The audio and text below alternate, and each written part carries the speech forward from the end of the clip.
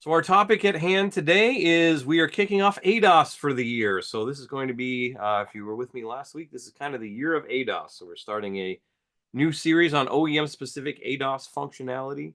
And we're going to start it off with just kind of an overview of what's the state of the industry as we stand right now. Because I don't think a ton of it's changed since maybe the last time we talked, but just kind of get ourselves grounded and kind of understand what all is involved in these systems and recalibrating them. So, the main components of any of these driver assist systems, so advanced driver assist systems is what ADAS stands for, if you weren't aware.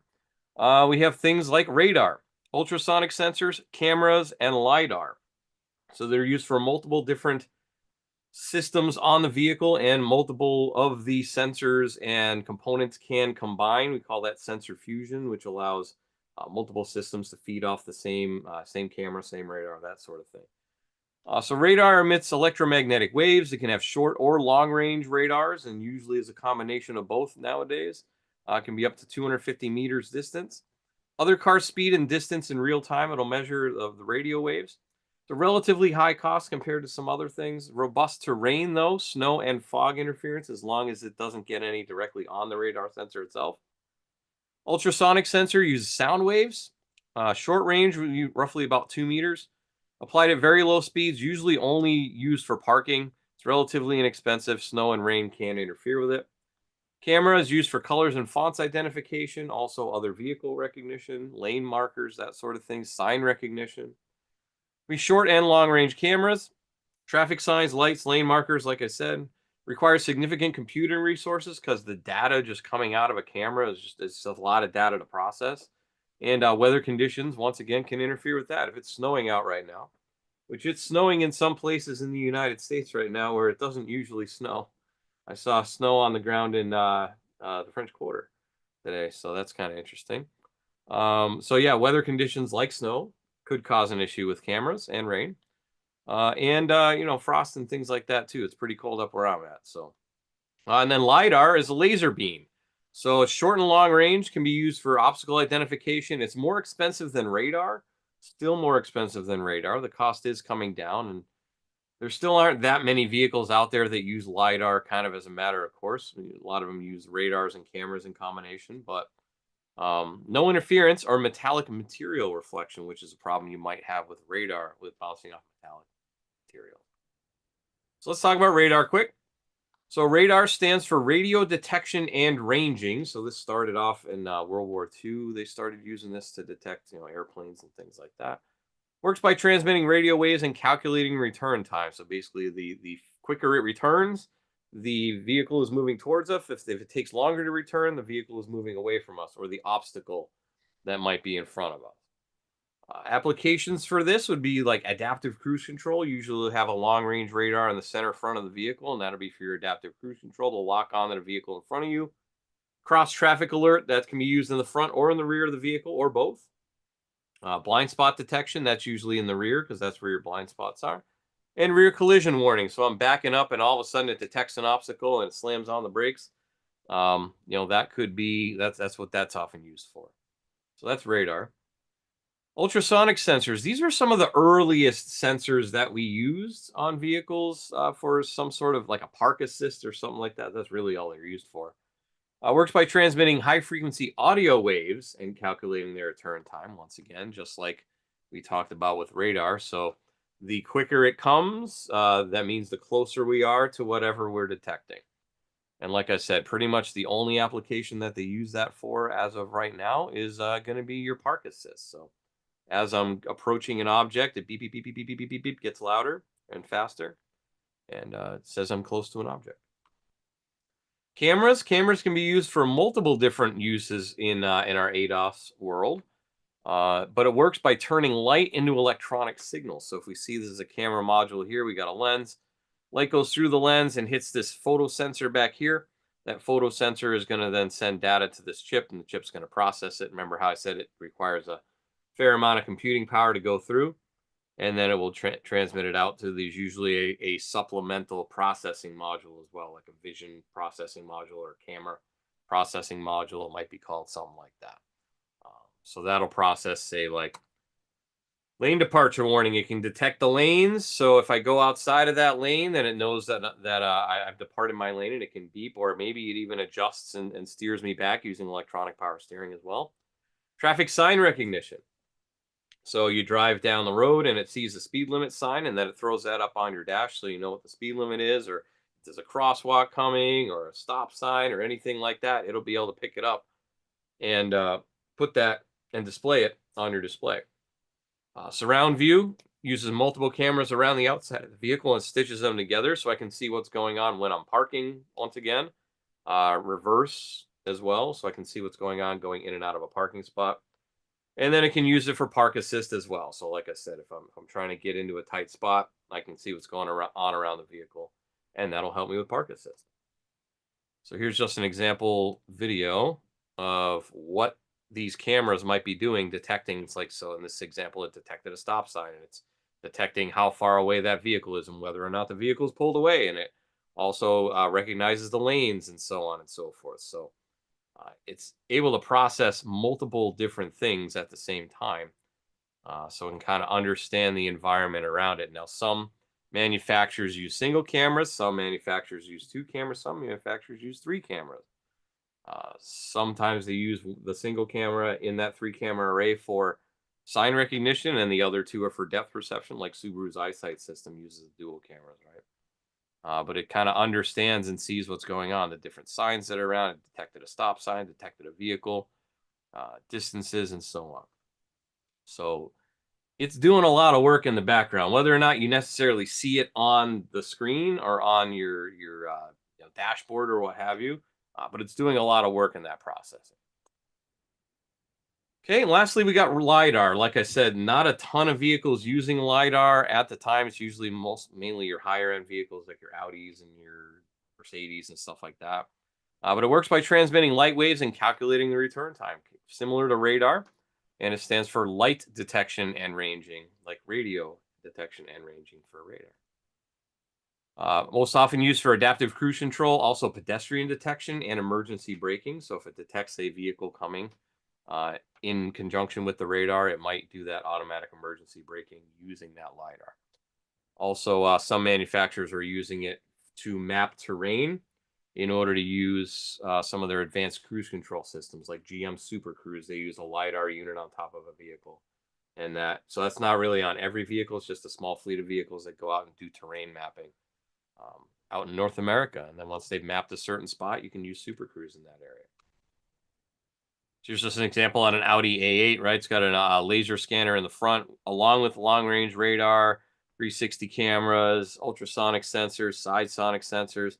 All these different sensors work in combination in order to get us what we need, well, the information that we need in order to help us be safer in these cars. So I'll just use an example case study here. So this one's kind of I would say near and dear to my heart. I guess I just bought a Kia Telluride, so I was really interested in how much technology had changed from my last vehicle, which is a 2011 Forester, to a brand new Kia Telluride. There's a whole lot more stuff going on. That Forester probably only has half a dozen modules on it. This Telluride's got like 30, 40 modules. I actually didn't count them. I actually hooked up to it, but I didn't count them the other day. But anyways, what it does have for radar or for ADAS components, it has 5 radar modules. It has 1 on each corner of the vehicle and 1 in the front for the adaptive cruise control. The 2 on the front corners are used for cross traffic alert if you're like pulling out into traffic, so in case there's an object there. And then the 2 in the rear for blind spot, as well as rear cross traffic alert and rear automatic braking on that vehicle. So you back up and you get too close to an object, it will slam on the brakes for you. Trust me, I've had it happen a couple times. And then there's 5 cameras. So there's 1 in each mirror, so that's 2. And then there's 1 in the windshield, and that's mainly for traffic sign recognition and lane departure. There's 1 in the front grille, that's for the 360 camera, and there's 1 on the tailgate for the 360 system and the backup camera. So it's kind of used in combination in a couple different systems there. And then there's 8 ultrasonic sensors on the vehicle. There's 4 in the front bumper and 4 in the rear bumper. So you kind of like a 2 on either side of the middle and 2 on the outside. Right? So there's a lot of stuff going on the front and rear of these vehicles. I really hope I never get in a collision because that would be an expensive repair for sure.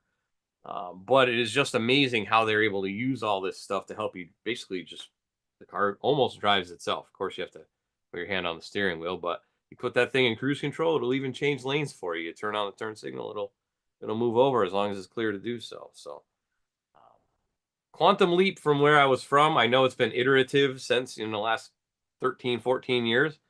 But there's a lot of stuff going on these modern cars, and it's not going away either. We need to be able to be equipped and have the proper equipment to be able to work on these vehicles, and we also need the proper area in the shop in order to work on these vehicles too. So, just for example, on this Kia, has advanced driver assistance systems, driving systems, parking systems. So that'd be like your.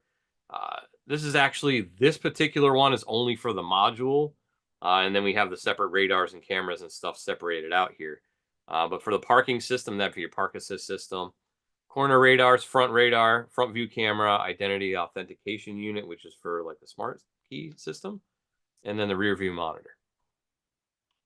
So, for example, in the ABS ADAS, sorry, driving module, what it gives us is variant coding. So that's able to optimize functions according to the options mounted in the vehicle.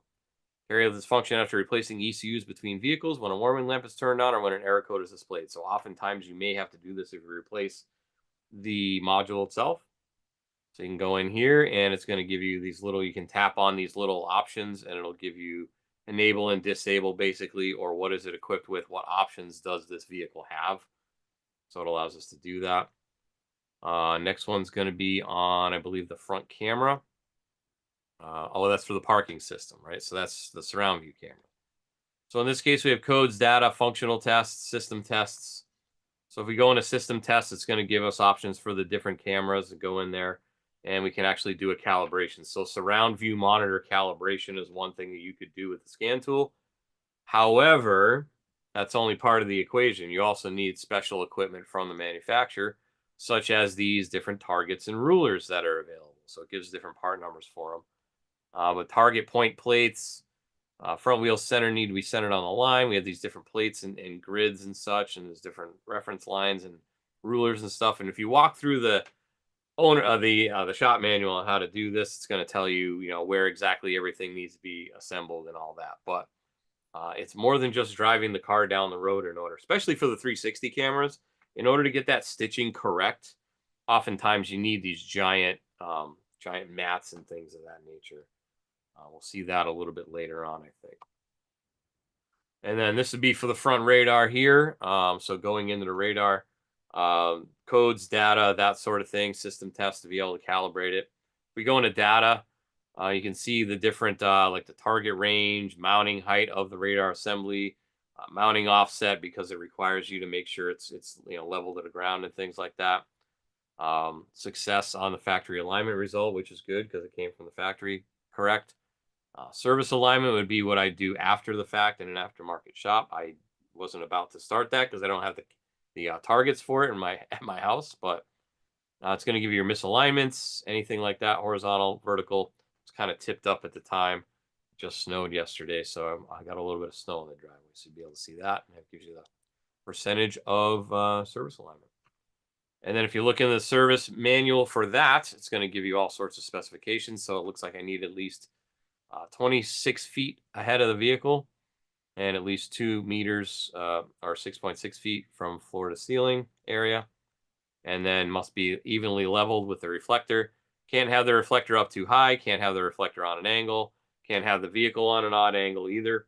And that's going to affect many vehicles. It's not just this Kia. Many vehicles, it needs to be correct. And that's a segue into what we're going to talk about next, which is preparing the area and the effects of wheel alignment even on ADAS, right? We need to make sure that even if we have a successful wheel alignment to start before we even talk about calibrating these things. Number of required steps needed after performing an alignment only continues to grow as the technology equipped on vehicles increases, such as the steering angle sensor, ADAS, etc.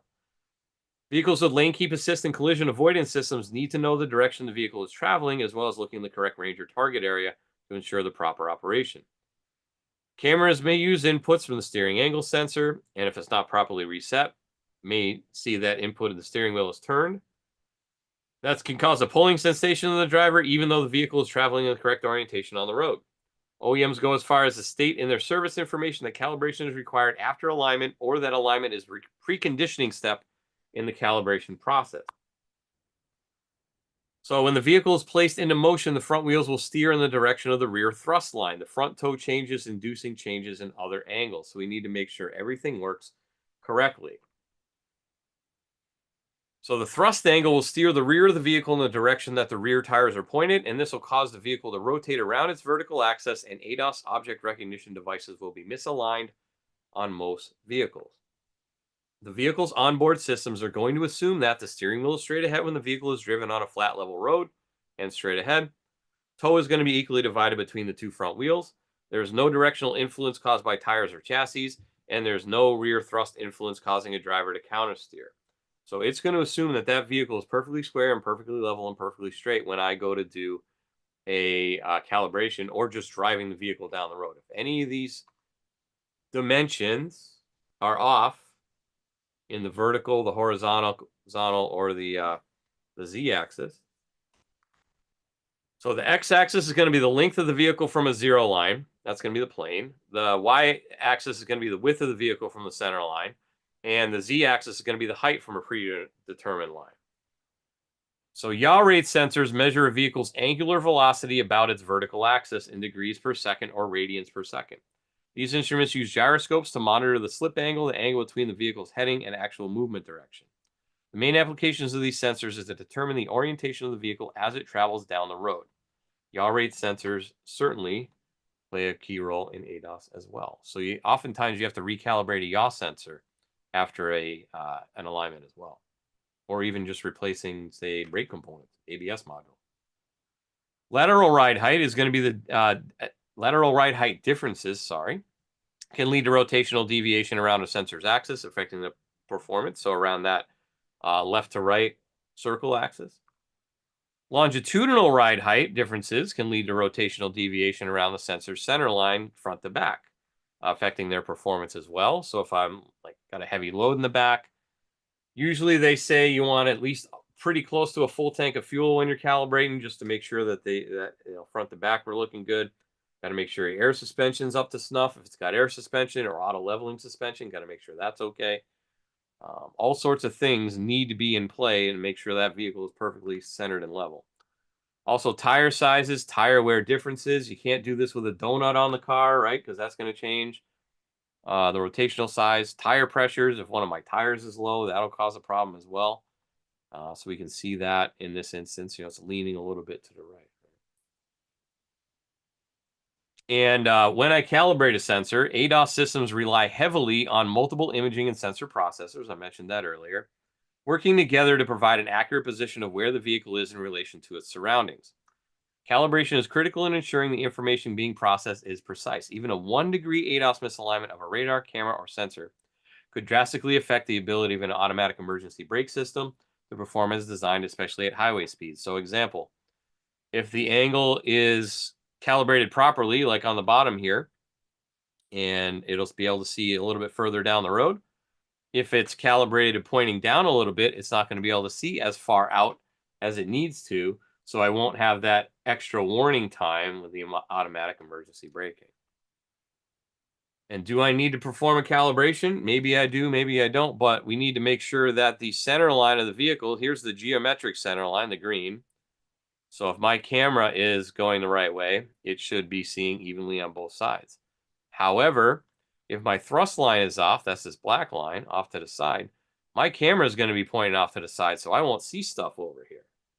All right, so we definitely need to make sure that my vehicle is fully square and aligned up and correct. Can't use the rear wheel reference method like we may have used to use. We have to make sure that everything is straight ahead and true. Here's an example for space and lighting. Remember how I said we need to make sure our space is set up properly as well. So this is after the alignment. I have to go and do stuff. So area requirements. So a 2019 Honda CR-V is 181 inches or 15 feet long. The target placement is 20 feet from center of the right front wheel. The required distance behind the vehicle is approximately 3 feet. Overall distance needed is 38 feet from there to there. 38 to 40 feet.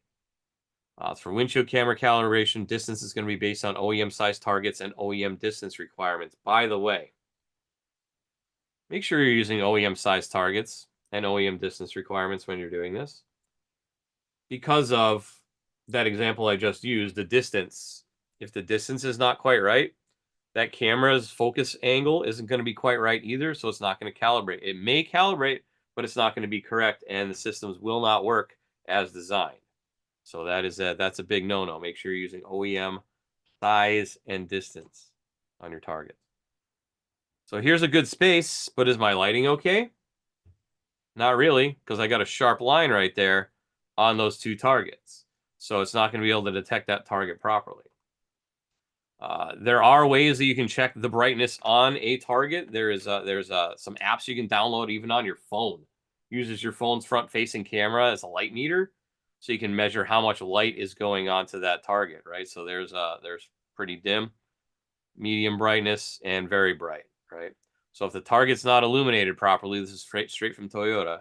If it's not illuminated properly, or the entire target's not illuminated properly, that could cause a problem with the target, and it just won't calibrate. And if you want to see that happen in live in real time, I did a live stream a couple years ago on the Zeus Plus launch where we did a live calibration on a Toyota, and one of the targets wasn't quite lit up just quite enough, and it failed on that one target. We ended up lighting it up after the fact, after we were done, to get it to calibrate. But yeah, even in real time, even what we think is good, it still wasn't good enough. So be aware. We also have to be worried about floor level compensation. Now, in the concrete world, specifications exist relative to the flatness and levelness of the floor or slab. So this is just a record of floor flatness and floor levelness. So this is your general spec for that. It tells you how flat a concrete floor is. Bumps and grooves can cause it to drop. Higher numbers equal flatter floors. And then floor level is whether you have any tilts or pitches with that as well. So this is just an example for general warehouse floors. Area receive thin set tile and labs are going to be like this, right? So movie and television studios have to be very, very flat because you're rolling cameras around. Warehouses with air pallet use, ice rinks, that has to be very flat as well. Look at the floor of a Costco. When you go into a Costco, that's very flat, just because they have to roll the pallet jacks around all the time. So there are some ways that we can kind of get around that nowadays, especially with the true point system that we have. It compensates for a slightly unlevel floor, but it can't be like way out of level, right? And now also a mechanical rig cannot be positioned on a different slab, so we have to be on the same level with it. In this case, when the rig is leveled, the target height would be incorrect and the calibration would fail. Floor compensation will adjust for inconsistency across different slabs. 3D dimensional imaging will adjust for difference in height and place the target in the correct optical axis of the camera or radar. So that's talking about like our true point system, which actually puts a vehicle in 3D space and measures it and is able to compensate for if my floor isn't quite level. And then vehicle preconditioning. The first step is to research service information on what exact procedures are necessary in order to complete the recalibration correctly. So in this example, I have to wait, turn it on the screen and make sure the pre-collision brake is off and a few other things. Here's an example from one manufacturer. A four-wheel vehicle alignment must be performed before proceeding with radar alignment procedure. Always perform the radar alignment after removing, installing, or replacing a distance sensor. Adjust all tire pressures to specified value. Empty the vehicle. No luggage, the passenger compartment, trunk, etc. Shift the selector to P. Release the parking brake. Fully fill the fuel tank. Then check that the coolant and oils are filled up to correct level 2 even. Coolant and oil. It's not a lot in the car, but it's enough to throw off the balance. Clean the distance sensor area, the front bumper grill, etc., etc. This is just one selection from many different steps that we need to do. And then battery charger as well. How long do you think the battery is going to last while recalibrating? You need some sort of a battery maintainer on it, and a battery charger isn't necessarily going to be enough. When performing a recalibration, the total amperage draw from a vehicle can exceed 50 amps because you consider all these modules are on. It's got to turn the radar on. It's got to turn the camera on, what have you. The condition of the battery in the event that it's been sitting for possibly weeks while the collision shop is unknown. Battery jump packs are just as described, intended to give a short burst of power, not maintain it. Conventional battery chargers are not intended for computer work, tend to deliver excessive AC noise without the voltage and amperage set at the correct level. So specialized battery maintainers like the Snap-on EEBC Flash or the EEBC 500 would be useful for that. Delivers a clean and consistent voltage and amperage. So I got to make sure my environment's correct. I got to make sure my floor is fair, pretty darn level. Got to make sure we're well lit. Got to make sure I have plenty of room front, side, and rear of the vehicle. There are some shops now that they are building separate bays just for this, just to do this. And like I said, it's not going away. Sometimes it can be accomplished just driving it down the road. Depends on the manufacturer, though. Some manufacturers, you have to do a static and then drive it down the road. So you have to do it in the bay and then drive it down the road. Some manufacturers, it's just drive it down the road. Some manufacturers, some systems on the same manufacturer could just be a simple reset, relearn. You need to read through the OEM repair information as well. So we need to make sure the environment's correct. We need to make sure the vehicle is preconditioned correctly. It's got the right amount of fuel, right angles. Got to make sure that the alignment's correct. Got to make sure that we're maintaining the battery. Otherwise, if the battery fails in the middle of a calibration, you might not be able to do that recalibration again without doing some other stuff. So it's kind of similar to a reflash. So we want to make sure that we are all set with all of that stuff.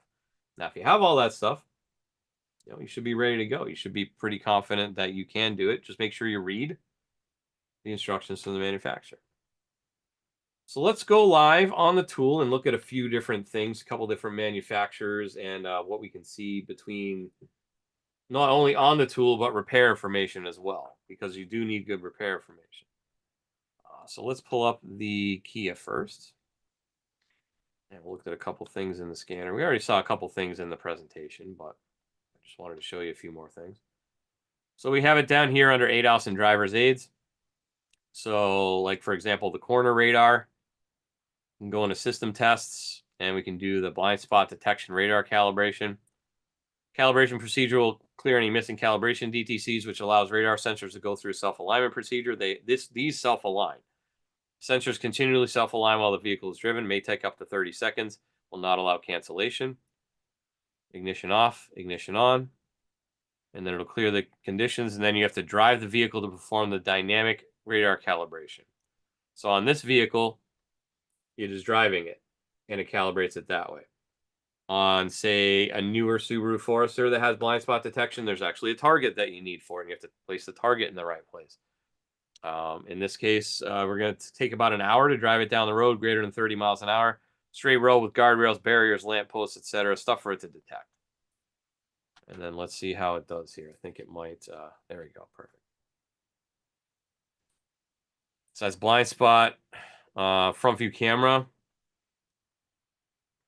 You can do a calibration for that.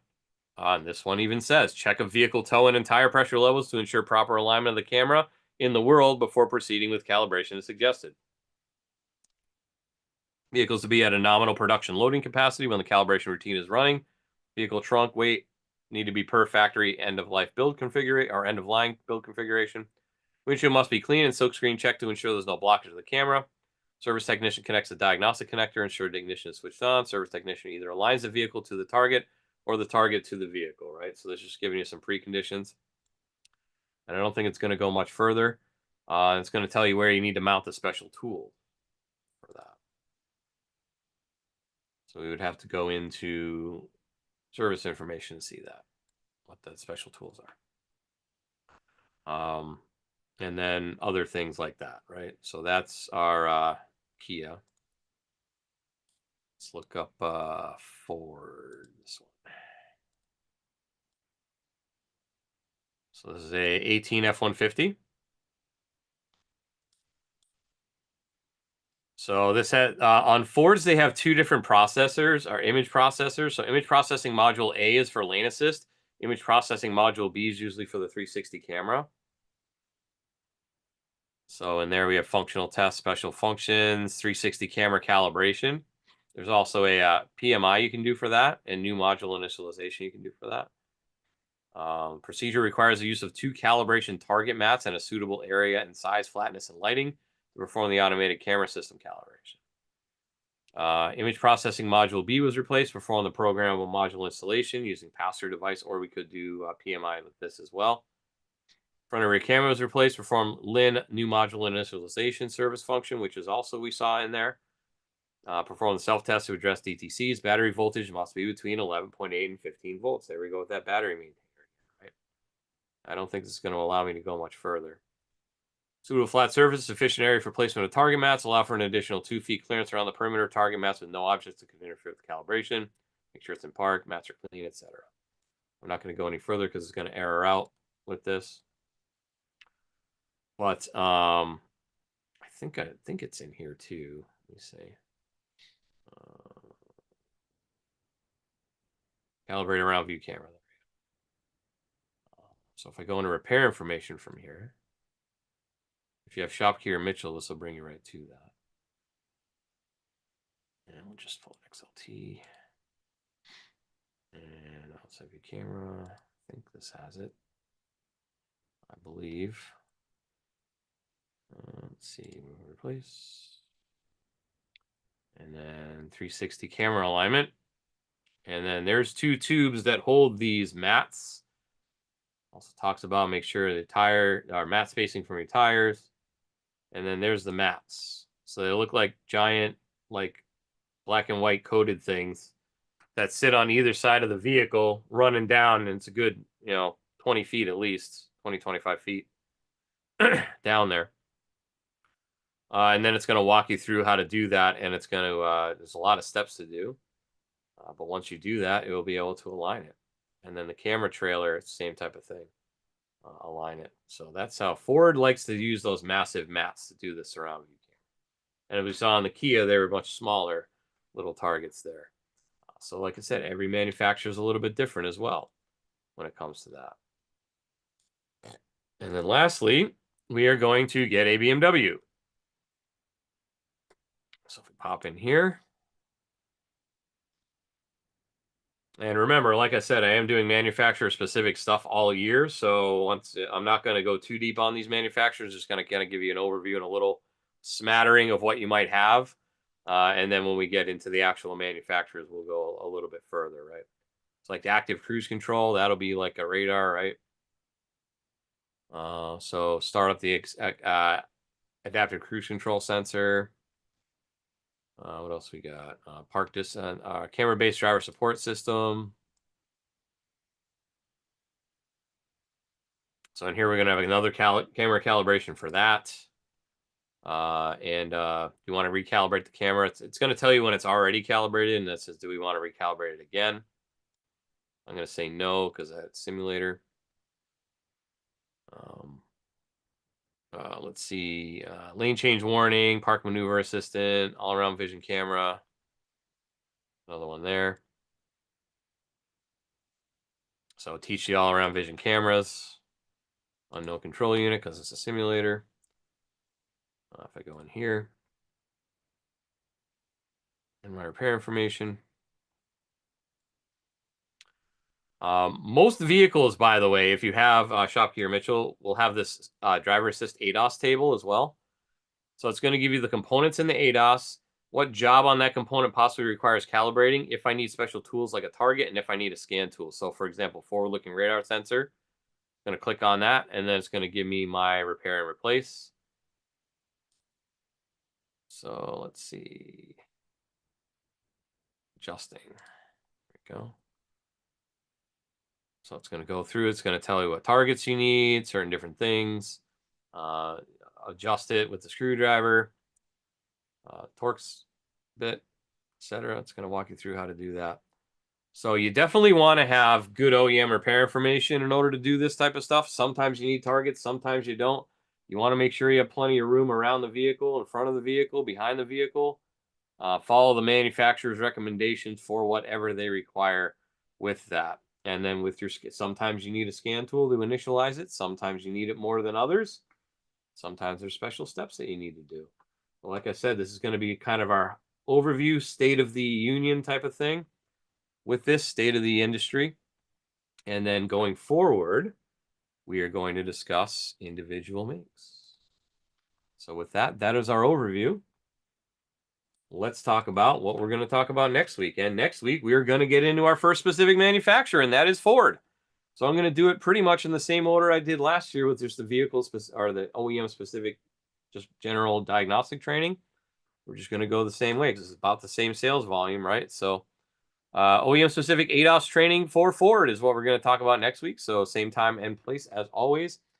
Tuesdays, 6 and 9 Eastern, 5 and 8 Central, 3 and 6 Pacific time. If you want to join me on Zoom, go to snapon.com/OT to register there. Otherwise, if you want to join us on YouTube, you can scan that QR code right there, and that'll bring you to our YouTube channel, and you'll be able to access it from there.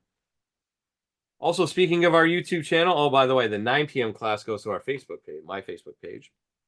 It's facebook.com/SnapOnJason.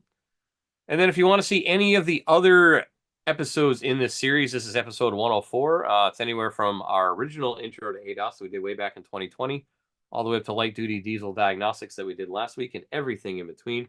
About half hour, 40 minutes long, give or take, depending on questions. And if you want to go check it, just check it out. They're free. Free diagnostic training, 103 different episodes. So by my math, about half an hour each. That's over 50 hours worth of free diagnostic training in there, readily available to you 24 hours a day, 7 days a week. So go check that out. Also, do we have your email address? Maybe we do, maybe you don't. But if we don't, you are missing out on a lot of useful information. Things like technical focus articles, SureTrack blogs, quick tips, that sort of thing.